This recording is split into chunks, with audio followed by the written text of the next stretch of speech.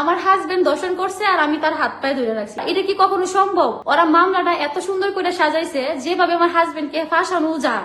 একটা মেয়ে কি কখনো দর্শন করতে পারে? তা আমার এখানে দর্শন মামলা আপনি দিলেন, আমি তো এই জিনিসটা বুঝলাম না। একটা মেয়ে আবার কিভাবে দর্শন করে? ওরা এখানে মামলার মধ্যে লেখছে যে বুকা জুনাইদ আর হচ্ছে বিপি ইমরান দর্শন করছে, আর সুমাইয়া মানে মানে আমার কথা বলতেছে আমি নাকি ওই মেয়ের হাত পা ধরে রাখছি, আমার হাজবেন্ডে দর্শন করছে।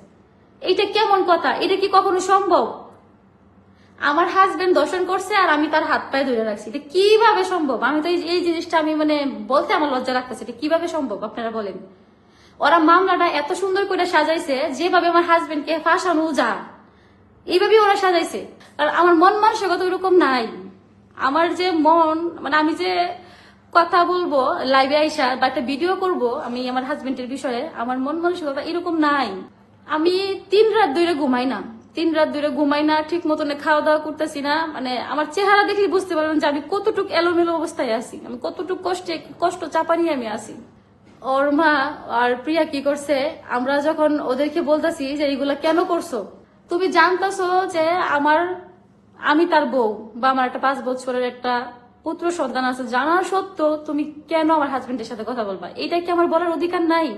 এই কথাটা বলছি দেখা ওই নিজের হাত ব্লেড দিয়ে কাটতেছে, নিজের হাত। তারপরে ওর হাতের থেকে কারাকুরি করে, ওর হাতের থেকে সবাই কারাকুরি করে ওর ব্লেডকে হাতের থেকে নেওয়া হয়েছে। তারপরে ওই যে ওর মার মাথার পিন ছিল, সেফটি পিন ওই মাথার থেকে নিয়ে ওর হাত মানে এমনি করে পুষতাছে, আর হাত মানে কাটতাছে, ওই টাইনে কাটতাছে।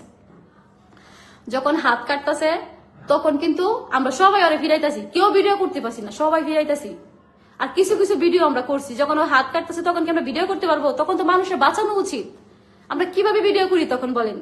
অনেকেই বলতেছেন যে হাত কাটার ভিডিও দিচ্ছেন না কেন? কি আচ্ছা কিভাবে দিব? একটা মানুষ যখন দেখতেছি ওয়ালের মধ্যে মাথা বাইরে ভেঙে হাত বাইরে ভেঙে ব্লেড দিয়ে সেফটি পিন দিয়ে হাত কাটতেছে, আমরা কিভাবে ভিডিও করব? এটা কি আপনার বোঝা উচিত না? ওরা টার্গেট এটাই রাখছে যে আমার এই সংসার থেকে বাইর কইরা ইমরানকে ওই বিয়ে কইরা ওই সংসারে ওই থাকবে, ওই সংসারে ওই ইমরানকে দিয়ে ওই সংসার করবে।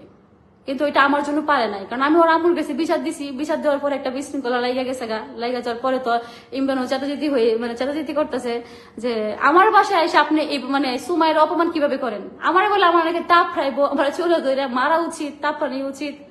মানে আমার বলে যে এই ঢাকা শহর কি তোমার বাপের?